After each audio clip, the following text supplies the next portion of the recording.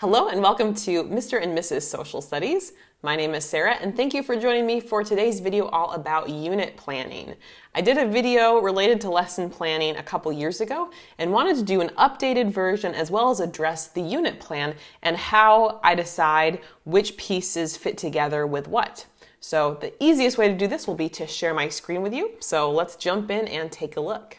All right, so we are here in the unit plan. Now this is in PowerPoint. I'm just going to duplicate this slide, and this will be what I use for today's planning.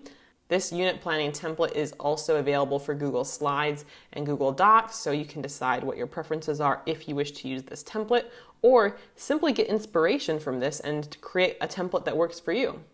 So for this, in my last video, it was US history, so I'm going to do some ancient world history. This will be an ancient Egypt unit. And again, this is just a sample I'm doing.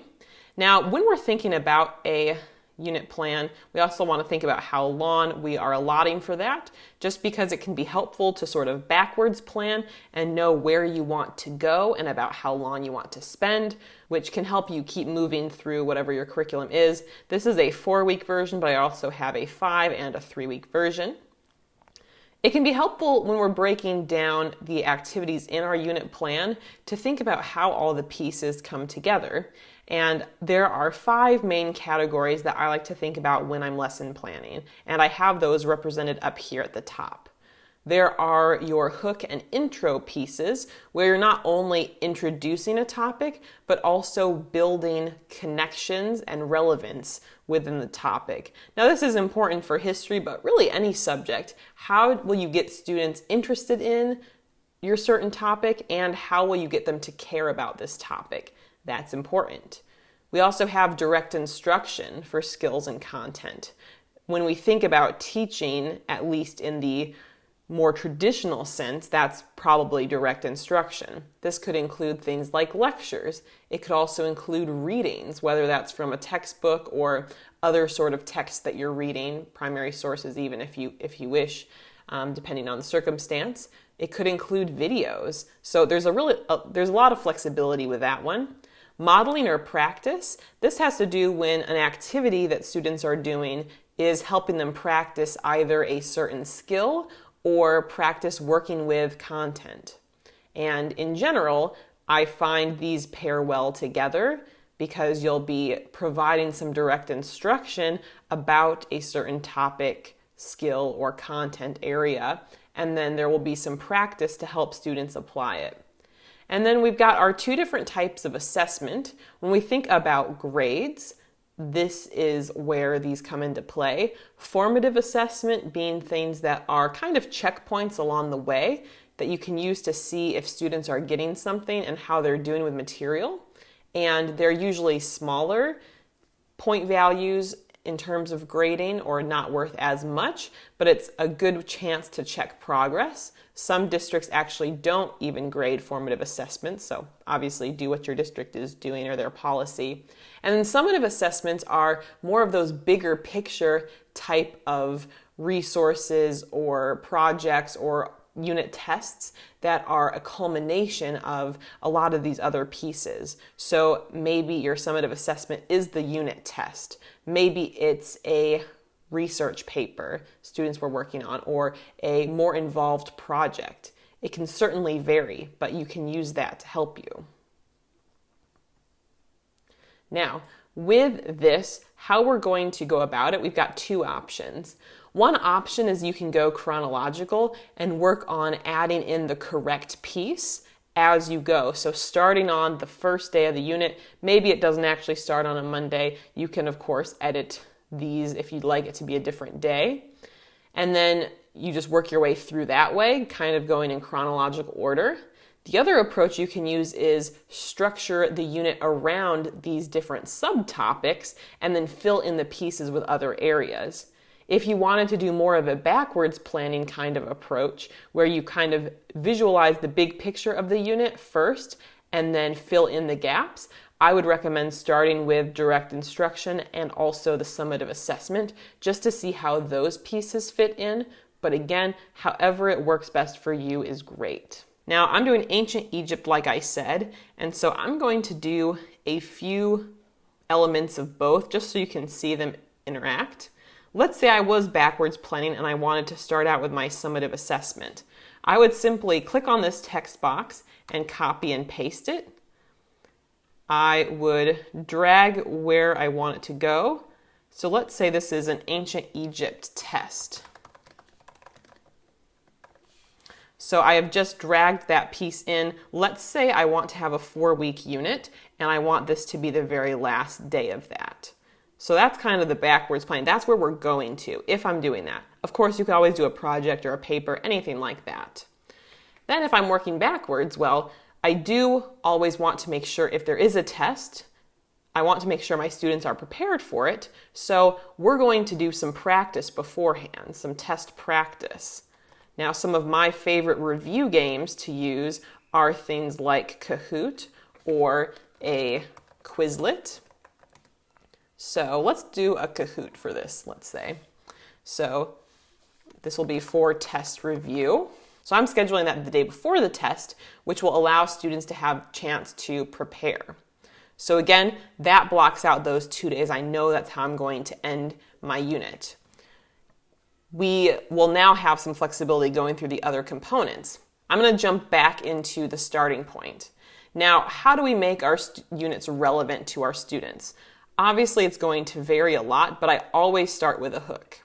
Now, for me, I always like to connect history to modern times if possible. So in this case, I'm going to use a unit introduction. Actually, I'll start out ancient Egypt unit introduction activity.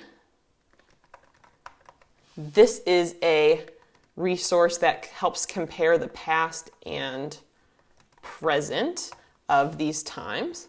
I'm going to shrink the font just a little bit so it fits better there in that box. But essentially that is the handout that I start with for my unit and just make sure that kids are kind of understanding the modern implications so they can better compare the past. Again, if you're not a history teacher, that's probably not going to apply, but some sort of hook that gets kids excited about it. So we're starting with that. Now, let's say I want to think about what my key topics are. So I'm going to copy and paste a few of these orange blocks here. Now, when I'm teaching about ancient Egypt, there's a few key topics I'm going to be including. There is vocabulary of ancient Egypt, helping students understand the vocabulary words. And of course, you can have vocabulary words for any topic, but that's a topic I want to address.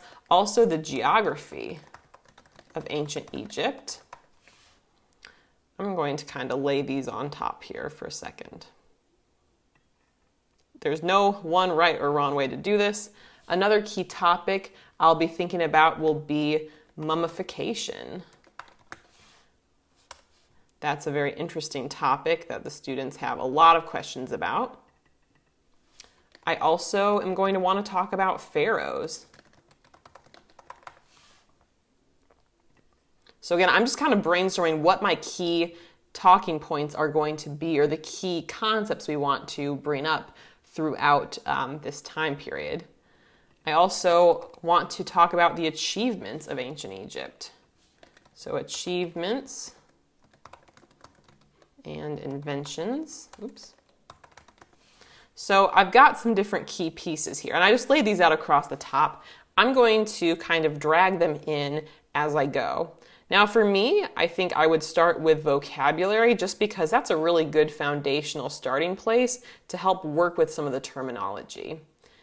And after I have thought of that, slide this up here.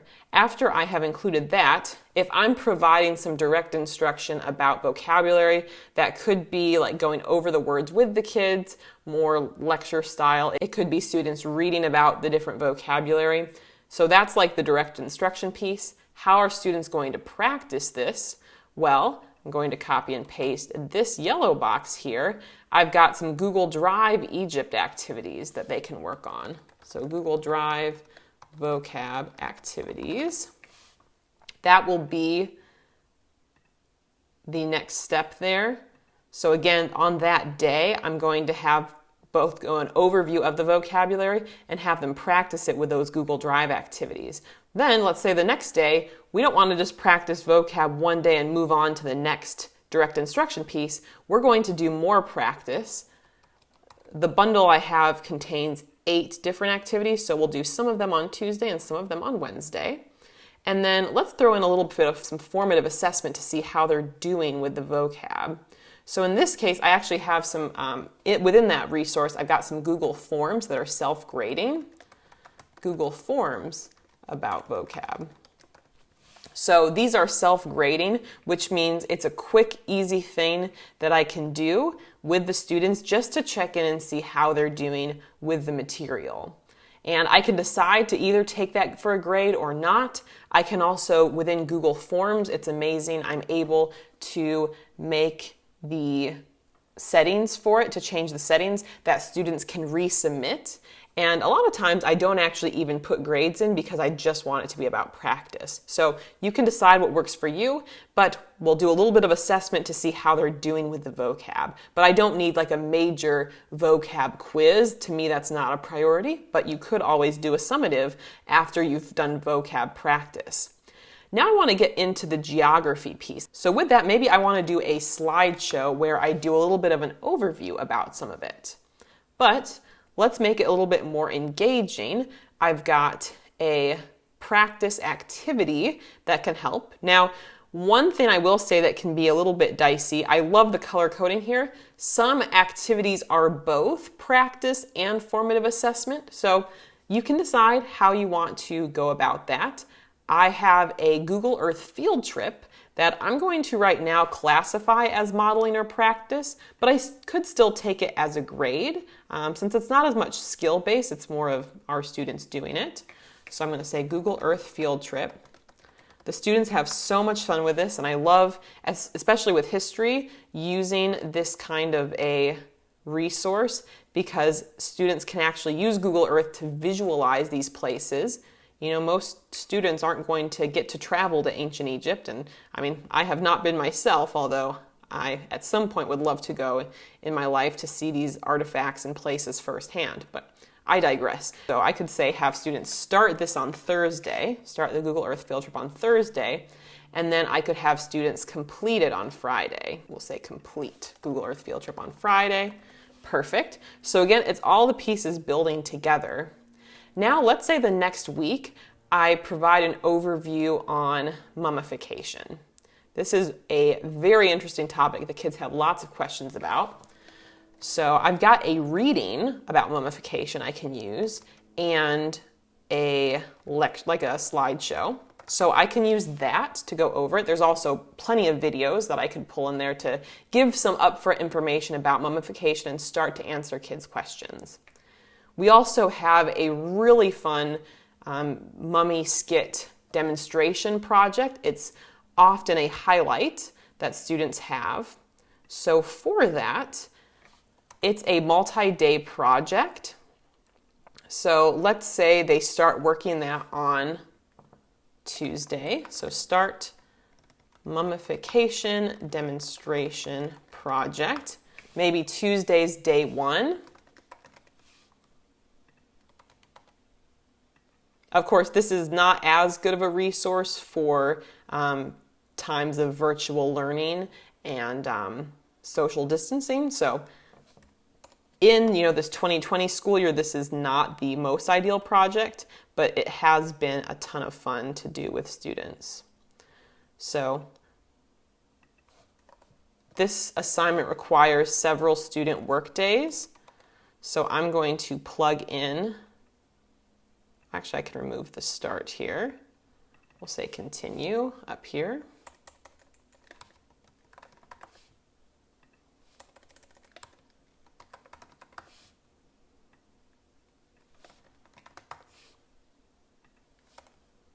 So we've got that happening. And then since that is a bigger project, when they do their presentations on Monday, I will count that as a summative.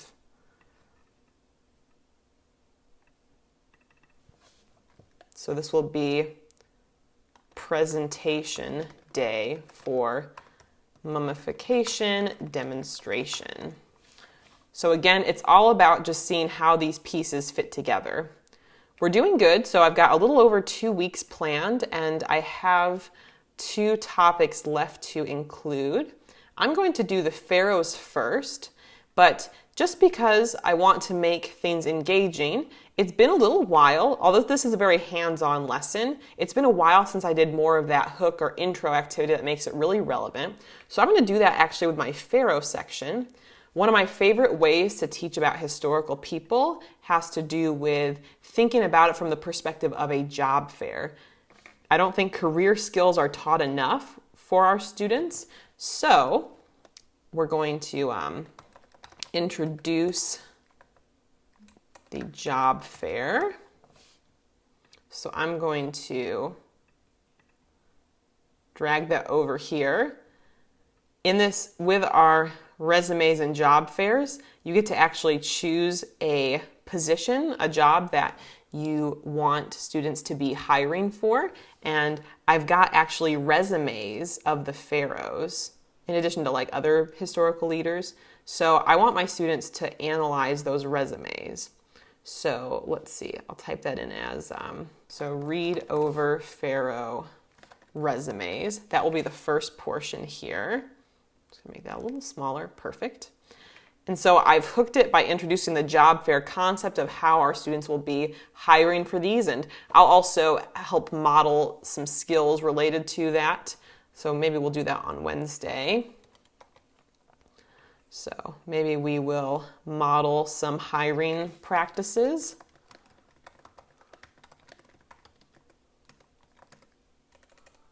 We'll say that for now. Kind of teach them what to look for in a resume and help them evaluate the pros and cons about applicants. Resumes are also an awesome resource instead of just like a one-page reading, because especially for students who maybe don't find a lot of joy in reading or look at a page and feel kind of overwhelmed, a resume is more of a bullet point style, which means that it's a little easier for our students to follow, and it gives you the highlights, these key details of these individuals without burdening them. So I love doing this so much for historical figures. So again, model the hiring and job skills. And then the assessment piece is students making the hiring decisions and explaining their reasoning. So we'll say completion of hiring form about who they wish to hire. Perfect. So again, within that 2-day window, it's fairly narrow, but you're able to not only hook the students' attention and get them excited, we are giving them some direct instruction through the form of a reading of the resumes. I'm able to model the job-related skills to the students to help them know what they're doing in the activity, and then I'm able to assess how they did with this formative assessment here with their completion of the hiring form, which is like a Google Doc. So it's perfect. You get all those different pieces in there in a short window. That's wonderful. And now we've got our achievements here. Now, with that in mind, I could stretch out the Pharaohs because I've got a couple extra days here. Now, I do always like to leave an extra day kind of open, so maybe that is a good thing to include here, just in case something took longer than I planned. So I'm actually going to add that in. Let's just go ahead and I'm going to copy one of these and drag that in here. And because I don't have like an extra day category, I'm going to actually just change the color on this. So to do that, I can click, while I've got this clicked on, I'm going to go to Shape Format, and I can change the color. So just because I want it to stand out as like its own separate thing, let's just use like a light gray here. I know not as beautiful, but I'm going to just write this as an open day. So basically the premise here is something's going to take longer than you expect. And so because of that, having the open day scheduled at least 1 or 2 per unit gives you that coverage. You could also use this kind of format if you've got some holidays where you're not in school or other factors like an assembly. Again, not really a big thing here in 2020 as we have been socially distanced and virtual teaching, but you can plug in those weird days or different days by either leaving them blank or using like another text box here. All right, so that gives me 4 days to work with then. So achievements and inventions. So for that, I could have students do a textbook reading, maybe for this one to get us started.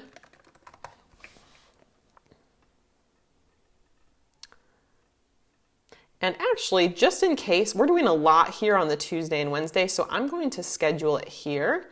And then in this spot, I will write in, we'll do a formative assessment piece, finish hiring form. Could also be used as a catch-up day and as just an extra practice activity. I've got an early finishers sheet. So if I wanted to build in a day to give people a chance to finish something up or to kind of slow down the pace, I could throw in that early finishers sheets just as an extra practice. Okay, so then we've got our achievements and inventions textbook reading that I can do for that. Perfect. And then one of the key achievements that I want students to practice with will actually be our hieroglyphics. So we've got a really fun hieroglyphics activity that helps students work with the hieroglyphics and translate some secret messages. So we'll do that activity to help students actually apply what we're learning about with the achievements and inventions. And then to build on that, maybe I also then the next day, just to incorporate another achievement, we haven't really talked about pyramids yet. So maybe there's a pyramids video I'll have the students watch, and then maybe I create an ed puzzle, which gives students a chance to, actually we'll do green for the ed puzzle. Again, that could go either way, yellow or green. But maybe I do the ed puzzle about the video, which is a couple multiple choice or basic questions about what they were learning about in the video to bring it to life more. Again, it's so flexible. You obviously decide what is best for you. And then like we saw earlier, we scheduled that Egypt test and the Kahoot. Now, what I love about this is I can kind of zoom out and see, okay, this is what I put together for this unit. And I think the color coding helps us a lot with making sure that we've got different pieces represented.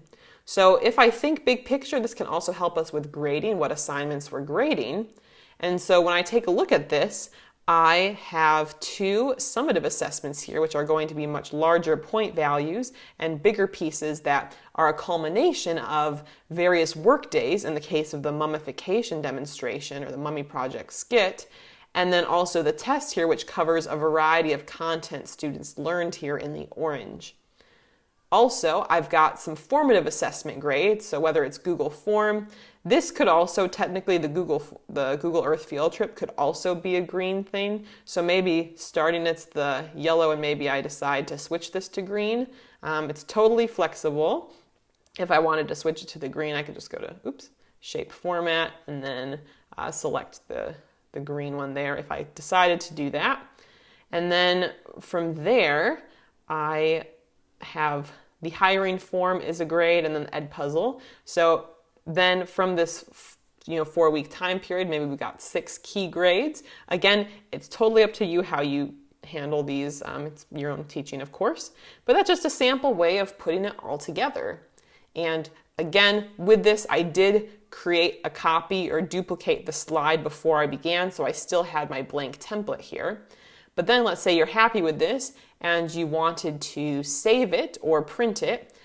This will not show up in the screen share, but if I click on File, then I could either export it as a PDF if I wanted to save it that way. You could also save it as like a PNG file if you want. If you wanted to save it as an image, like you could save the current slide only.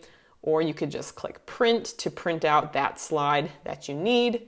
You've got a lot of flexibility, but that is just a way that I put it together. And the cool thing is, if you do this bigger picture, let's say I did this with each of my units, It'd be really cool in one file here to have all the different units there. And again, the visual is really helpful.